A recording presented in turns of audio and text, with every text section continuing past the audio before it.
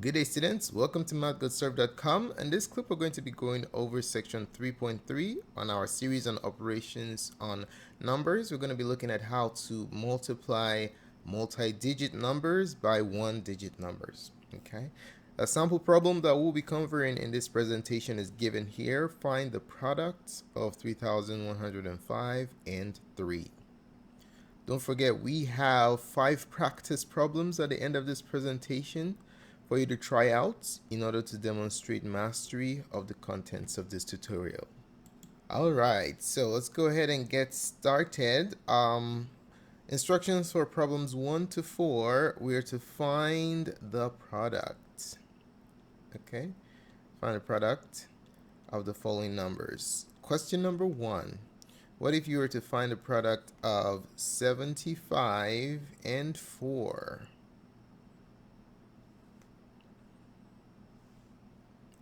Okay, so one thing to keep in mind is that when you're multiplying, you want to pay close attention to the place values of the numbers you're multiplying.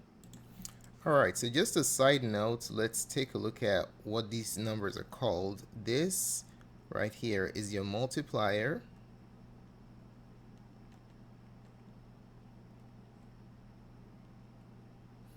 And this number is your multiplicand. These numbers together are called the factors. Okay? And then whatever answer you get is known as the product. Alright, so anytime you're multiplying, you want to pay close attention to place values as indicated earlier. Wherever the place value of the digit of the multiplicand is, that's where you start to insert your products right beneath it.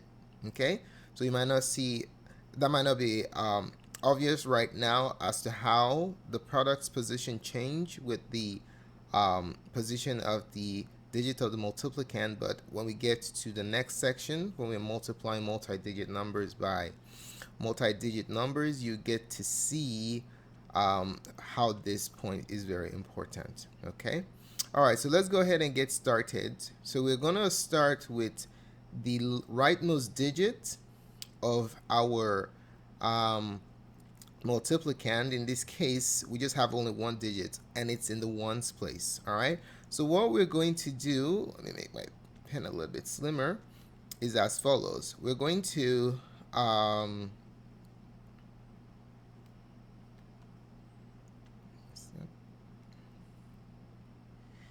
okay, we're gonna carry out the following operation.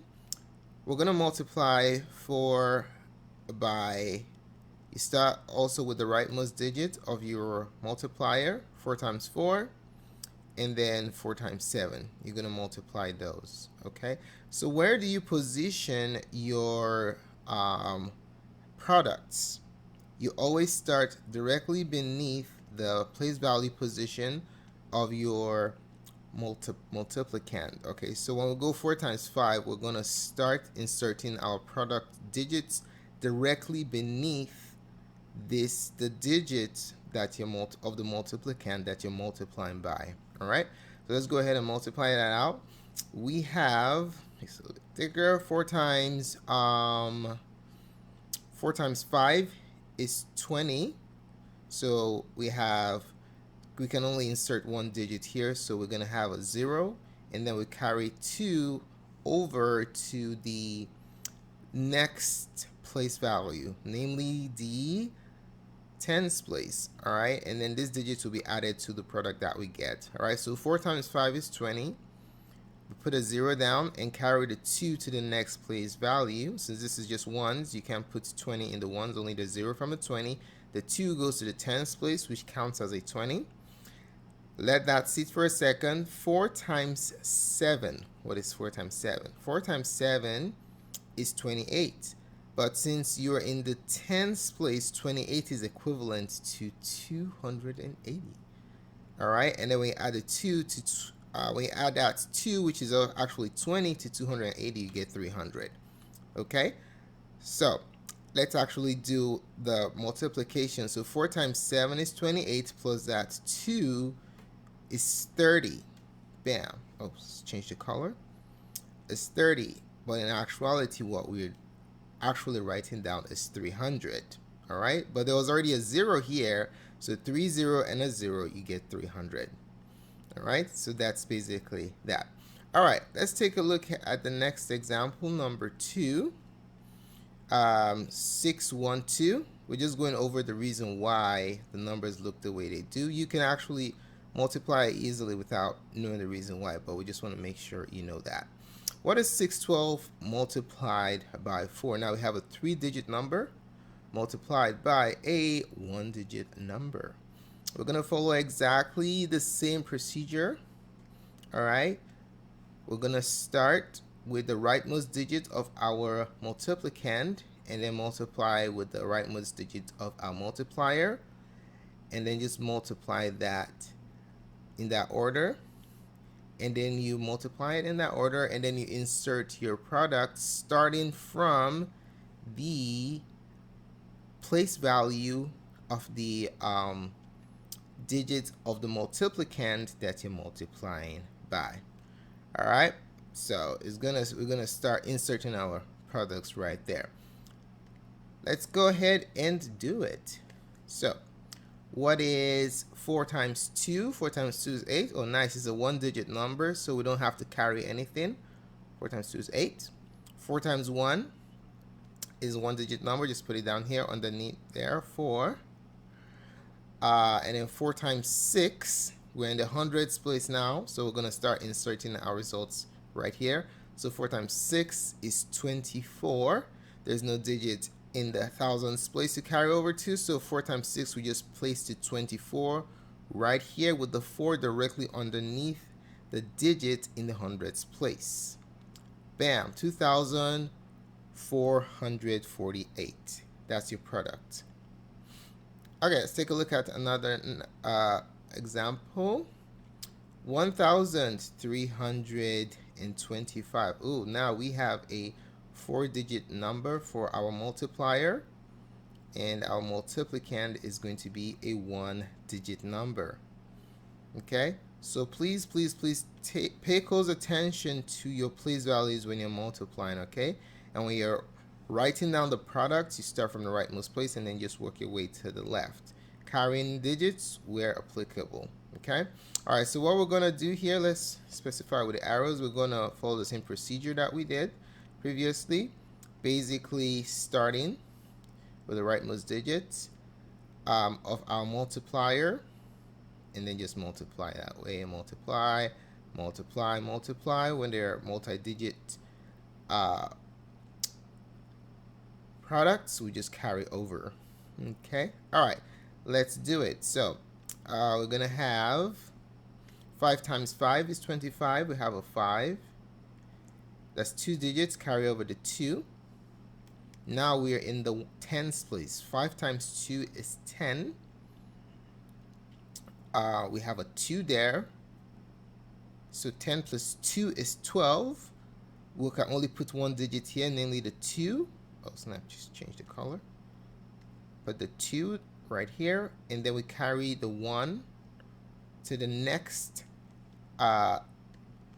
place value, the hundredths place.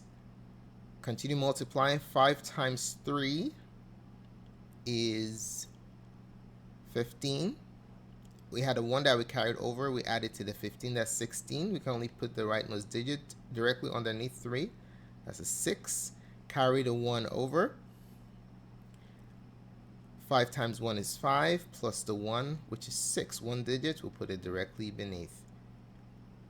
That's thousands place digit of our multiplier. Okay, so our answer is 6,625. Number 4, what if we have 3,206 as our multiplier, then multiplied by 4 as our multiplicand? So we just have a 1-digit multiplicand that we're going to multiply across our 4-digit multiplier.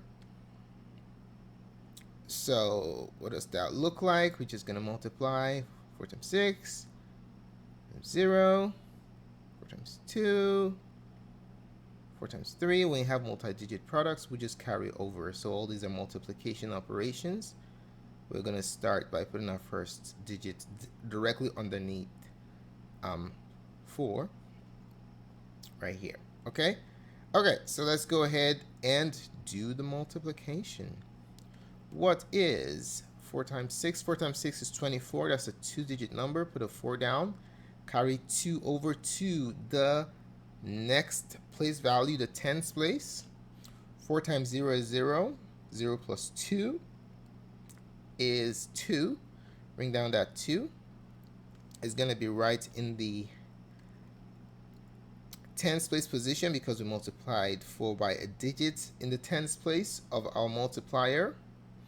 Now we're going to the hundreds place now. 4 times 2. 4 times 2 is 8. Nice, that's a 1-digit number. So we place our product in the hundreds place position of our product. And then lastly, 4 times 3, the thousands place of our multiplier is 12. And then we just put it right here. 1, 2. The 2 is carried, the 1 is carried over to the 10,000s place. So our result for 3,206 times 4 is 12,824. All right, so let's take a look at a story problem example concerning the amount of money that Isabella and John have. So for question number 5, consider this scenario. Isabella has 4 times as much money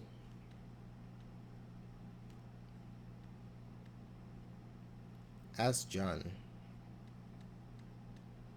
Okay, if John has $1,305, how much money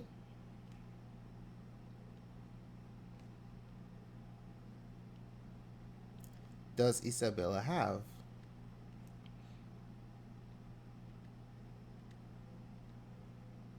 That's the question. Okay? All right, so how are we going to find this? Isabella has 4 times as much as John. So basically, we're looking for how much money Isabella has, and the amount of money that Isabella has depends on the amount of money that John has. So we're going to create a nice little formula here to help us with this problem. So let's just create a formula based on this problem. So based on this problem, Isabella's amount of money is what we're looking for. Okay, so that's what we'll start with. So Isabella's money is